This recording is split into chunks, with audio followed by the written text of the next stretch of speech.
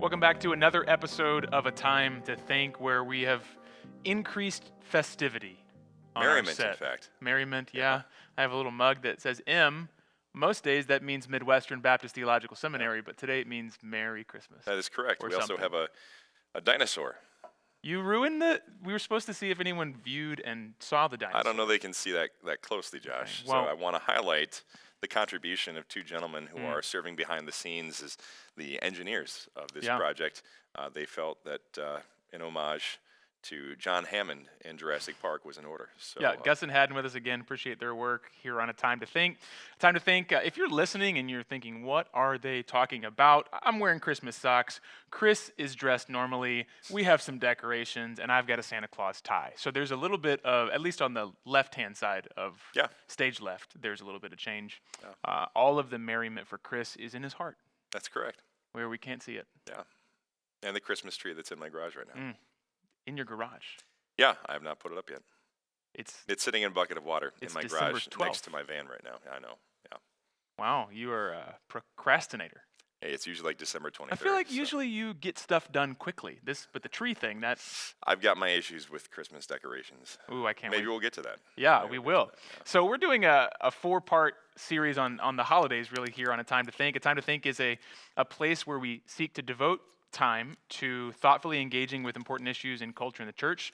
Christopher Tillman is a pastor in Stevens Point, Wisconsin. I'm Josh Holland. I pastor a church in Wausau, Wisconsin, and we have thought over the years that there are just many, many things we don't have time to discuss. Some might say time to rant about at the pulpit. Maybe Angrily. the pulpit is not a time for our angry rants That's and correct. our hopping on soapboxes, but you know what is a time for that? A time This to time, think. exactly. So we're setting aside some time to talk about holiday issues. I think that it's what people are thinking about. People have Christmas trees in their garage, maybe like Chris, or they have Christmas trees in their house, or they're thinking about Santa and their kids, all these different things. They're watching Christmas movies. And so we wanted to discuss 4 different angles to the Christmas season and the turn of the year with New Year's resolutions. If you're new to A Time to Think, maybe you're watching on YouTube for the first time, you can find our podcasts on major podcast platforms, Spotify, Apple, and Google Podcasts, as well as on YouTube, where you can find the video version. We release new episodes every Tuesday, so we'll be releasing these over the course of a few weeks. Chris, I promised in an email to our church that we would have a rousing discussion today. Ooh, rousing. Rousing Rousing. about Santa. If you're just listening, I'm wearing a Santa Claus tie because I don't often get to wear ties. And usually the times where I get to wear ties are funerals, Christmas, and Easter. And I don't think any of those it's appropriate to wear a Santa Claus tie when I'm preaching about Jesus at Christmas or when I'm leading a funeral. And so I said to myself, Josh, you can wear that tie. Yeah. So I'm pretty happy today. Well, we're very excited for you. And Chris, I think what these decorations and what I seek to declare to people, and I think you're probably along the same lines, is that there are certain parts of the Christmas season that I am curmudgeonly about, and certain parts that I'm festive about. Sure. And so I'm here to wear a Santa tie while also discussing the dangers of Santa. Ooh. Warning, parents. Warning. Chris, let's just start riffing about Santa, man. Yeah. What do you think? What do you see in the church, Christians' conversations about Santa? What comes to mind first? Josh, I think when it comes to discussions about Santa, there's without getting too much into personal feelings at this point, I do think, just so that we can kind of clear the air here for some folks who might be listening, I think that it's appropriate for people to give space for, I don't even call it conviction issues on this, because I don't think that we're dealing with a matter here of, whether or not somebody is going to be, drinking alcohol or not. I think it's an issue of, do you find this helpful or not? And I think there's a particular perspective that we're going to land on here that we would encourage parents to consider when it comes to the issue of how you celebrate Christmas with less Christ-oriented traditions. But I do think that there's a tendency within the church, and I think within the conservative church circles that we function within, for some individuals to kind of look at Christmas and whether it's a Christmas tree, whether it's a stocking with a picture of Santa on it, to look at it and just treat it like somehow the devil has Like dropped it it's into a our laps. violation of the second commandment. Exactly, and Not only no images of God, no but no images of images of Santa. Kris Kringle. Yes, Kris Kringle off limits.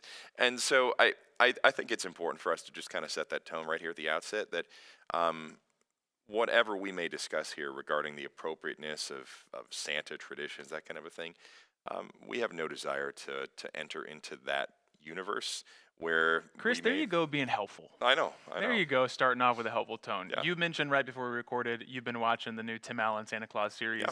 I cracked open this beautiful read aloud book that has kind of battery operated with lights, and it reads to you of A Night Before Christmas. We both did that So you can just last pass night. out and have the book read to your son. Right, exactly. It's outsourcing parenting. So both of us are engaging in some way, shape, or form with the mythology of Santa Claus, Yep. and so I think that's a helpful tone. Before we get, to the nitty gritty, to just say this is not it's not a church discipline issue. It's not a righteousness issue. But you did say, is it helpful or not? Mm-hmm. It is. Paul says all things are lawful, but not all things are beneficial. Yep. So then we really get into a discussion of, is Santa Claus beneficial? Before we get there, though, I do think maybe one thing to tease out, because inherent to the Santa Claus debate is the idea of telling your kids something is true that's not true, right? So how do you see the interplay of, I will say lying, because if you're telling your kids something's true that's not true, that would be a lie. Yeah. How do you see the interplay of that with the idea of this being a conscience issue or a beneficial issue versus a law issue? Yeah.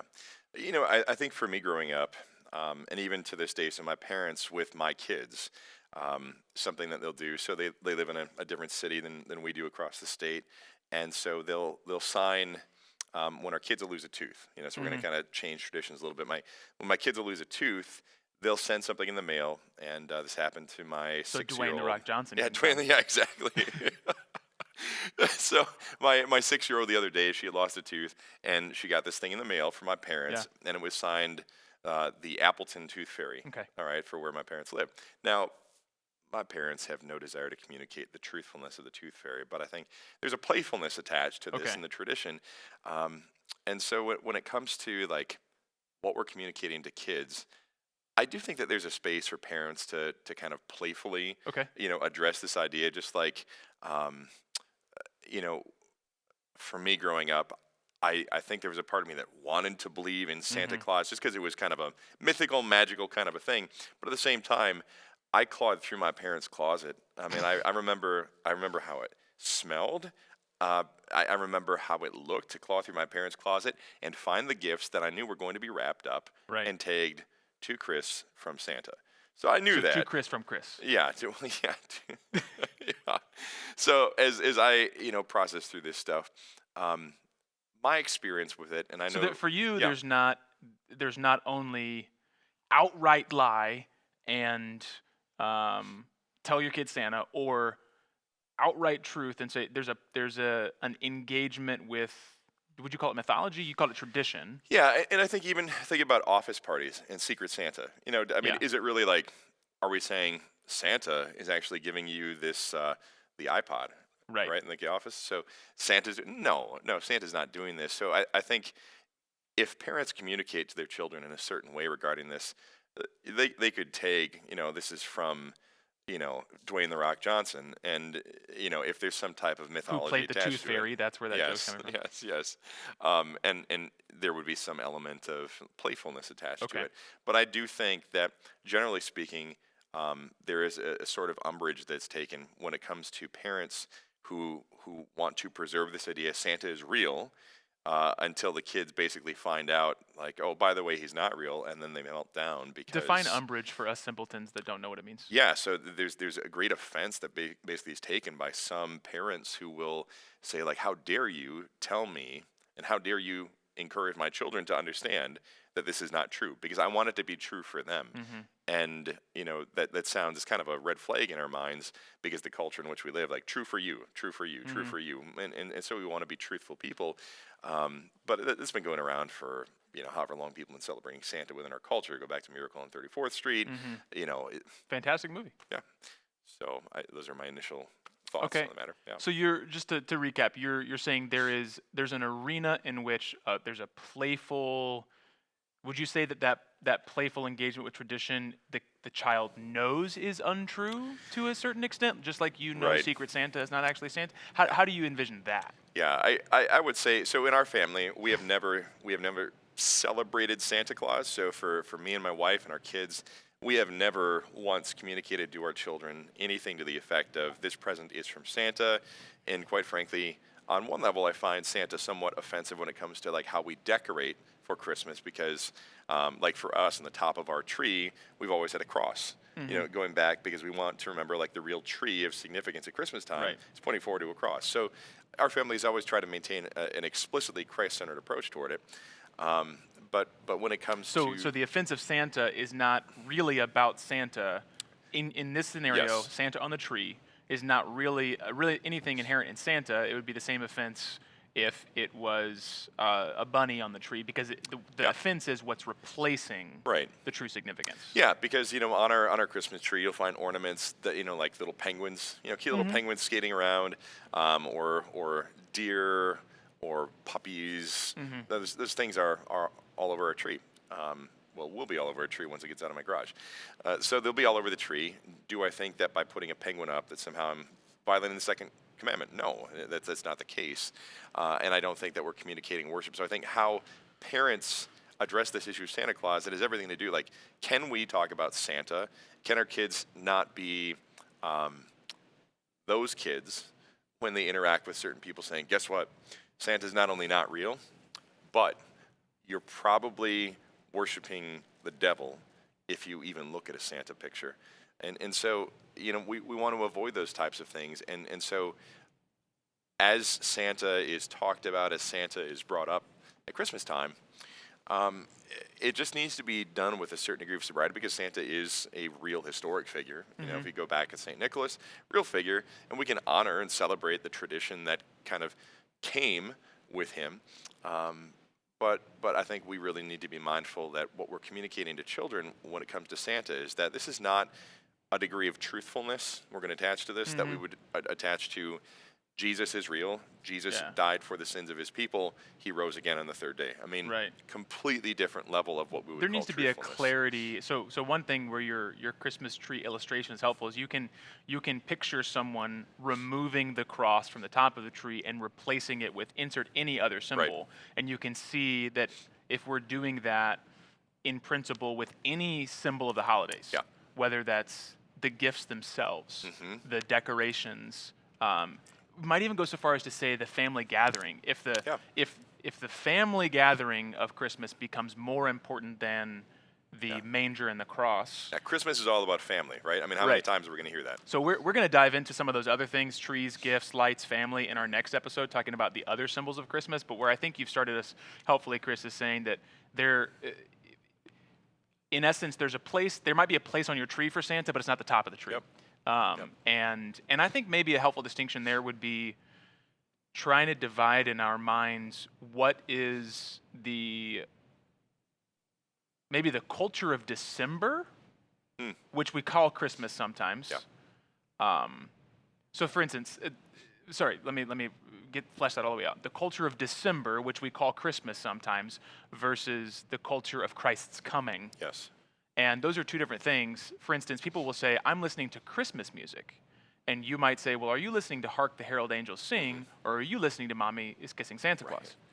Because both of those would be labeled Christmas music, but really one of them is the cult of December versus the cult of Christianity. Yeah. And maybe that's a helpful distinction to just say, when we're discussing Santa Claus, are we talking about the mythology of December, or are we talking about the cult, and I'm not even saying cult in a bad way, but the Christian religion? Right. There's a distinction there that can be helpful. Before I get into my ramblings about Santa Claus, you mentioned St. Nicholas. What do you know about the historicity of that tradition? You know more about history than I do, so. I've lived longer. Yes, much longer. I've got a decade on you, Josh. A decade, man. In Decade, dog years, that's a lot. That is correct. That is an entire lifetime. And so what you said, we can honor the tradition. What is the tradition? So if you look at Saint Nicholas historically, I mean, he's a guy who was from,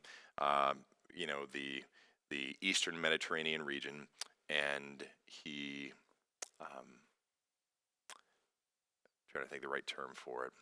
I don't want to say supposedly because there's truth in this, but the tradition has it that he was a gentleman who very much desired to be generous in how he would leave and give gifts to children who were impoverished, that type of a thing. There's also a tradition, I think, within our circles that's kind of a fun one. There was a meme that circled around that apparently he had punched the heretic Arius in the face, and it was a wonderful meme. It said something to the effect man. of I've come to give gifts and punch heretics, and I just ran out of gifts. and so it was great. It was a great meme. However, that's legend. He Right. didn't actually deck Arius, although it would be fitting on a theological level at least. Right. But he was a guy who was theologically solid, who loved giving to care for kids. Okay, so what we know about him is he loved Jesus and he was generous. And so there's a way in which you can redeem, in the same way that we see Christians seek to redeem St. Patrick's Day, which the cult of St. Patrick's Day in March is drunkenness. But we see people try to redeem by actually talking about who St. Patrick was. There's a way in which to redeem and restore St. Nicholas. I think even Pastor Justin Nowitzki said that he and his family celebrated St. Nicholas's Day, which is in early December, I believe. Yeah, and I think in certain circles. So Pastor Justin, he's Polish ethnically, and in Polish families, Saint Nick's Day is a big day. So they leave like certain things in shoes and whatever, and so that's a family tradition, historical tradition. Fantastic, that's great. Yeah, so that's one way maybe to redeem, and as your children, you hinted at we don't want to raise jerks essentially, right? And as your kids are interacting with others who say they believe in Santa Claus or seeing the symbols or the mythology, it's a chance then to point back to St. Nicholas and talk about why would someone who believes in Christ have the outflowing of their faith be shown in generosity to children? Well, Christ, in a culture that often embodying the disciples would shoo away children, Christ said, "Come to me." Right? And so he encourages people to believe in him as a dependent child would believe in their father for provision. And so there's ways in which you can say, well, why did people believe in Santa Claus? What does that tell us about St. Nick? What does St. Nick tell us about Christ? Yeah, absolutely. And you can redeem that. This is the big sticking point for me, Chris, is bringing it back to the generosity of St. Nick. I think this is the big sticking point for me is the supposed generosity of Santa Claus. One, I don't think it's all that generous. Because if he's keeping a list and checking it twice, he's not being generous. He's giving you what you deserve. So you and I are employed. Yeah. Every month, our employers don't say, "We're being so generous to you. We'd like to give you a paycheck because of our generosity." No, they're keeping a list. Are you doing your job? They checked it twice and they pay us. And so if Santa Claus is engaging in a practice of keeping a list and giving gifts based on the list, he's not generous. He is an employer. Or what theologically we would call a legalist. So that's one problem for me is that he's not actually doing what he's supposedly doing. The second problem, and I don't think my father-in-law listened to this podcast, but this is an interaction we had earlier this year. We were talking about Santa. It was over speakerphone, so some things are lost in translation when you're not person to person. But we kind of said, "Hey, we're not doing Santa," and he was disappointed, and I love Brad because he will engage with us when he disagrees with us. And so he was kind of saying, well, why not? And this and that. And I just kind of looked at him, and Thomas calls him Pappy because we're from the South. And not David Ortiz. No, not Big Pappy. This is Pappy. And I said, Brad, do you want Thomas growing up thinking some mythical creature is generous or that his Pappy is generous? Oof. Like, whoop. And this is where I get to the return on investment for Santa Claus. Sure. What I see as the return on investment for Santa Claus is some potential imaginative component for a number of years that is guaranteed at some point to end in trauma. Because I keep hearing stories from people in their 40s that remember the moment that they found out Mhm. Santa Claus. That's significant. That is significant. And so it's guaranteed to end in some sort of I was lied to, or Mhm. I'm devastated, or that's not real, or some sort of If you disbelief. maintain the mythos. Right. That's the important If you distinction. Yeah. maintain the myth that he comes on Christmas to give gifts, it's real, it's Right. true, right? So the return on investment there, but then also there's a depreciation on your investment because someone called this an ego thing, but I'm saying if I work the job and I make the money and I put the thought into the gift, I want my son to look at me and say, my father is generous. Sure. Not, and oftentimes, here's the next level, oftentimes the best gifts are supposed to come from Santa. It's like, mom and dad give me underwear and Socks. socks. Santa gave me an Xbox. Yeah. Yep. And so I think that's another problem is I want my son to grow up and say, the most generous person in the world is God the Father, from whom all gifts come. Mhm. And the second most generous people I know are mom and dad. Mhm. And maybe the third most generous people I know are these extended family that have given parts of their lives to me. And the church. I mean, Yep. I want Thomas, if someone said, who gives generously at Christmas? God, my mom, the church, Yeah. my family. And I think that Santa robs the ability to look at the generosity of Christmas through those lenses. So that's a big sticking point for me is Yeah. just one, Santa doesn't do what he claims to do, and two, we're essentially outsourcing our generosity as parents and as the church. Reflections on that. There's my bone to pick. Yeah, I mean that's a pretty deep take there, Josh. But I do to the issue of like desserts. Okay, not cookies, but desserts. Like the idea of a gift is interesting. So as I'll reference here Tim Allen's show, which is great. Okay. You know, I'd highly recommend anybody. I mean, there's mixed reviews and a lot of stuff that's coming out of Disney Plus. This Santa Claus the series is fantastic, Yeah. and so you know we're not all the way through it yet, 5 episodes in, but I think at one point in the series, there's commentary made about how there is no naughty list anymore. And, you know, everybody's on the nice list. Everybody's on the nice list. It's offensive to say anybody's on the naughty list, and so you know there is some. So the thing is, there's some truthfulness to the idea of the naughty list. Now, the problem biblically is that everybody is on a naughty list. And that's why the gift of Jesus is so significant, because not only is God like just giving us a gift because he's generous, right? But he's also giving a gift in the coming of his son in the face of the absolute undeservedness of the recipient, right? So Yeah, because when- theologically we would combine generally understood mercy, which is the withholding of something that you deserve, withholding of punishment. Yeah. And grace, which is the giving of something you don't deserve. And Exactly. that's the essence of Christianity is withholding of punishment and the giving of a gift. Yeah. Yeah, absolutely. And so when we're giving gifts to our children, I mean, I have no desire to go to my kids and say, now look, not only am I generous toward you, but I want you to know. Christmas is so fun. The you did- trees in the garage. Yeah, and, trees in the garage. And Chris is chirping about mercy. You did nothing Yeah.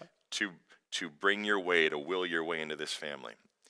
Furthermore, here's my list of Festivus grievances for you. All the things you've done to disappoint me this year. Now, you better receive this gift in light of those things, because I don't have a place, I'm not a perfect and holy God where I can actually be in the position to say, look, like, there's this big gulf here. There's this big gulf.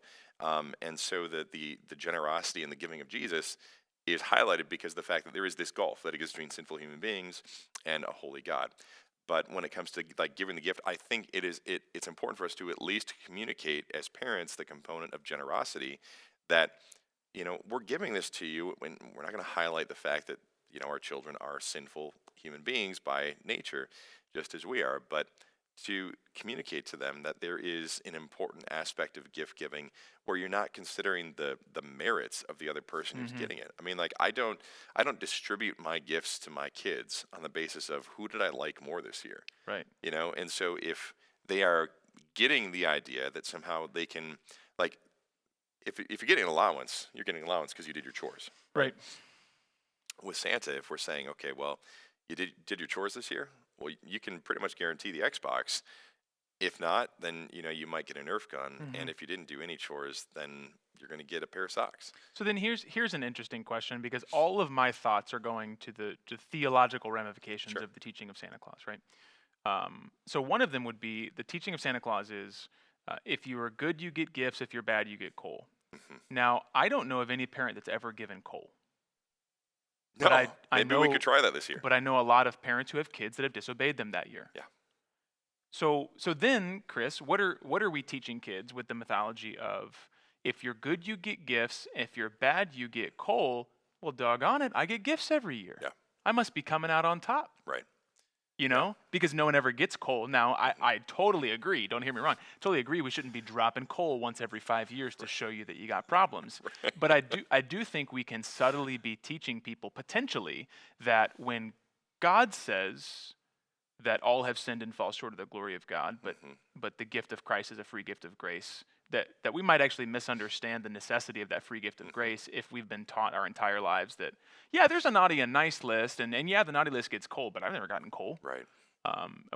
There might be, if I'm being real nitpicky, because I like to be nitpicky, there might be baked in that a subtle erosion of the trust that when someone in authority says, if you do these things, there is blessing, and if you do these things, there is cursing, that there's actually a curse, Right. which I think you and I would agree is a huge problem in evangelical Christianity, that we're denying the curse of the violation of the covenant. Yeah. So I think that's one of the things I just want to be aware of is that's why we're doing this podcast, is to take time and think about the theological and Christian ramifications of certain things in our culture. Chris, can you build a little bit on one thing someone has brought up is the nature of building trust as a parent? How does teaching about Santa Claus and building trust as a parent go together? Yeah, I don't think it can be exclusively attached to the issue, right? So I think if somebody has cultivated trust through their parenting, generally speaking, I don't think that Santa is going to completely undo everything. That's a good point. But I do think that there should be consistency with parents and how we address the issue. And so, I think this is where it's important as we speak to Christians specifically here, right? Because the heart of Christmas is the coming of Jesus, right? So for us as a family, we have an Advent calendar that is a very Christ-centered Advent calendar. It builds on the Christmas story day after day after day. It was put out by our friends at Desiring God at Bethlehem Baptist in Minneapolis. So it's very, very clearly Christ-centered thing. But as we're going through that, there's no mistake day after day after day that what we're preparing for and celebrating is the coming of Jesus. And so what we're cultivating as we communicate these things to Your our kids don't miss that when you go watch Tim Allen Santa Right, Claus. exactly. They're like, uh-oh.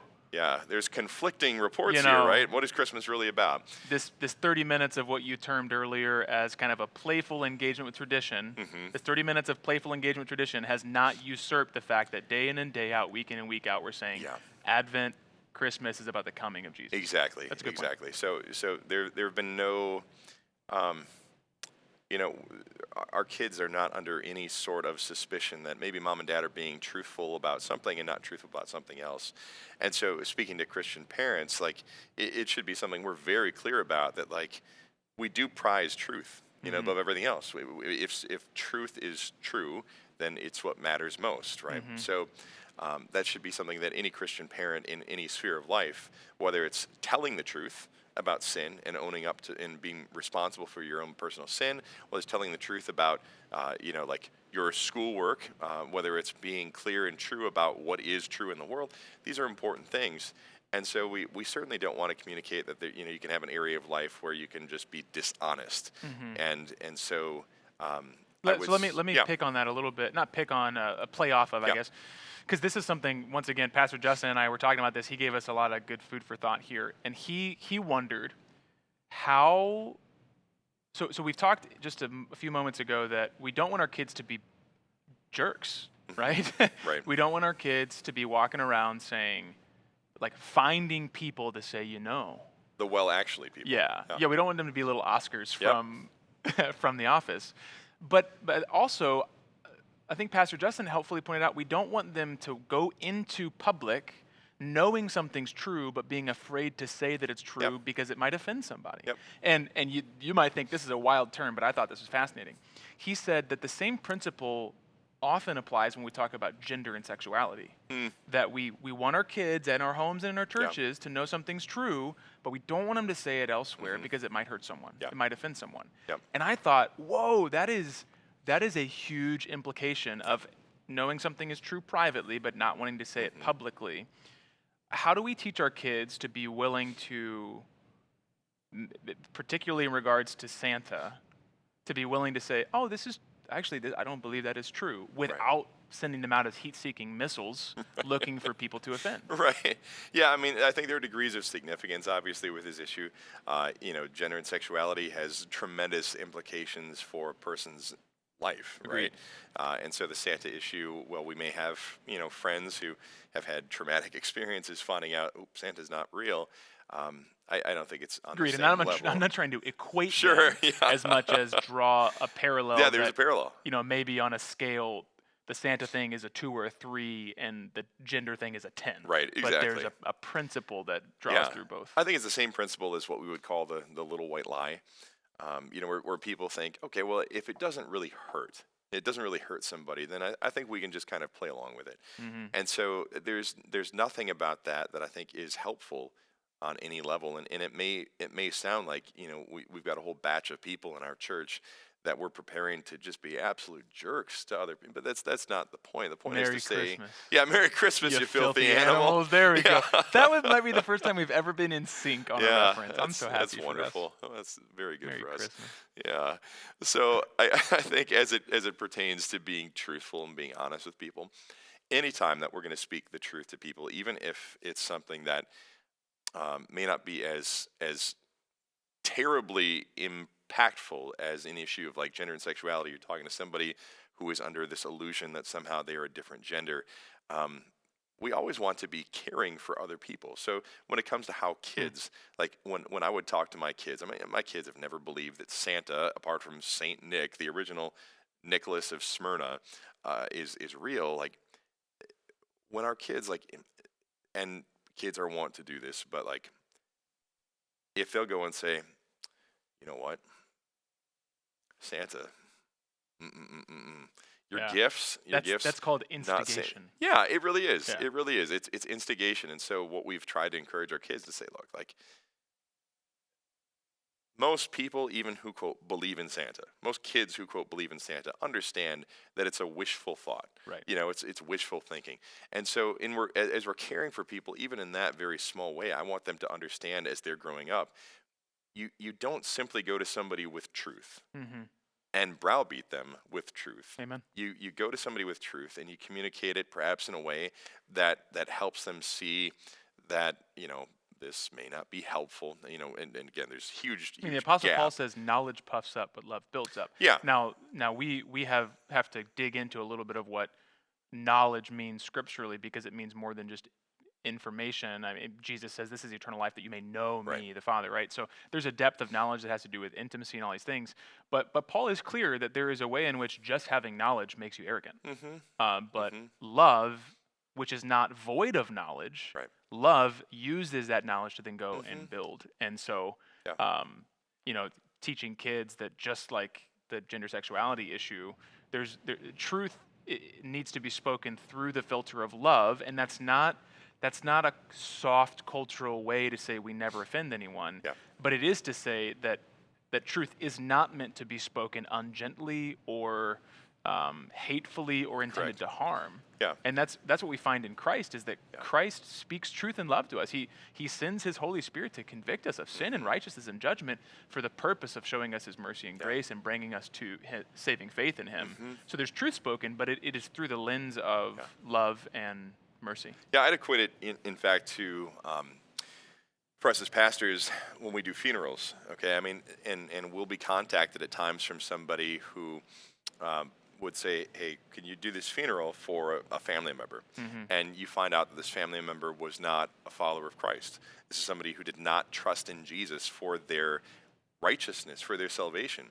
And so, is there potential that we, as pastors who love the truth of Scripture, and are very clear in our preaching on the reality of God's just judgment coming upon all of humanity, unless somebody finds forgiveness and redemption in Christ, could we show up at a funeral? Somebody invites us to do that. Show up and say, you know what?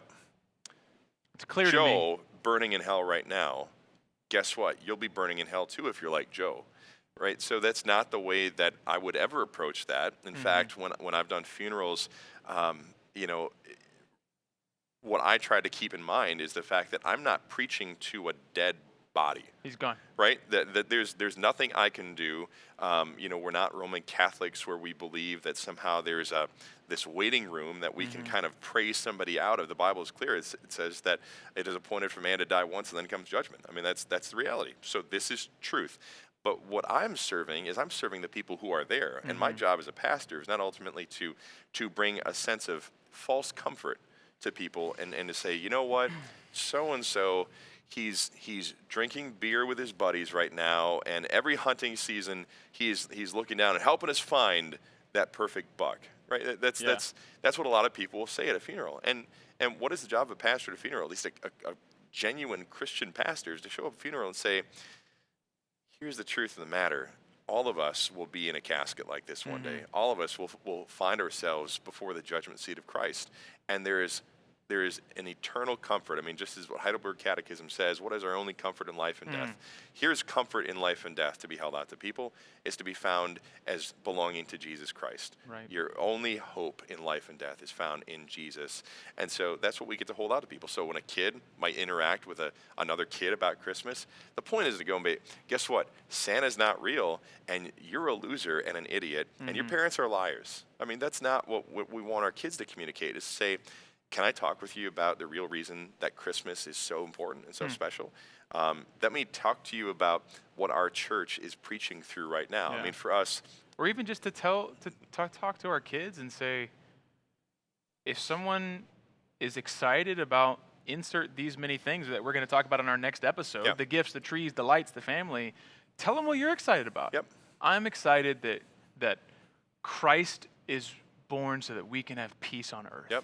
You know, and even just this little bit of peace and joy we experience in December, because I think it's honest to say that December does tend to be a more peaceful, joyful time. People are generally more happier, more generous. Say, oh, it's just a foretaste of what the Prince of Peace can bring. And I think what I want to end, if we had a parting shot, if I have a parting shot, is just to say, we've already covered that with these decorations, with my socks, with your engagement with Tim Allen, Santa Claus, me reading The Night Before Christmas, there's a way to engage festively with the tradition, the various traditions of Christmas, in which Santa Claus can be kind of like Frosty the Snowman. There's a way in which to engage with Santa that's kind of like Frosty. For me, though, I just want to remember and want to proclaim that anything Santa can do, Jesus can do better. Santa keeps a list of naughty and nice and gives gifts based on dessert. Jesus has a Lamb's Book of Life in which he, when you don't deserve it, writes your name in his blood so that you can eternally receive bliss and joy and gifts from him. Santa, miraculous, able to come to your house, everyone in the world once a year. Even if you don't have a chimney. Christ sends his very spirit to be personally present with you every minute of every day. I mean, you can go down the list of anything Santa is purposed to do, Christ can do better. And to be fair, I mean, even think about how the original St. Nicholas, what would he think about a man who was so Christ-centered himself? What would he think if an entire legend sprung up about how generous he was, and he would say, no, Jesus. That's a perfect example, Chris, of what you're talking about with the kids, is someone mentioned Santa. Talk about St. Nicholas. Boom. It's a way in which to not be a jerk, but to draw to that generosity that Christ, who, though he was rich, became poor, so that by his poverty we might become rich. That's beautiful, man. Chris, thanks for taking some time to think, and thanks for keeping me from, just wielding the sword against Santa today. I think you provided a helpful balance. Yeah, Santa appreciates it, I'm sure. This is the time to think. We'll see you next Tuesday when we talk about gifts, trees, lights, family, food, etc.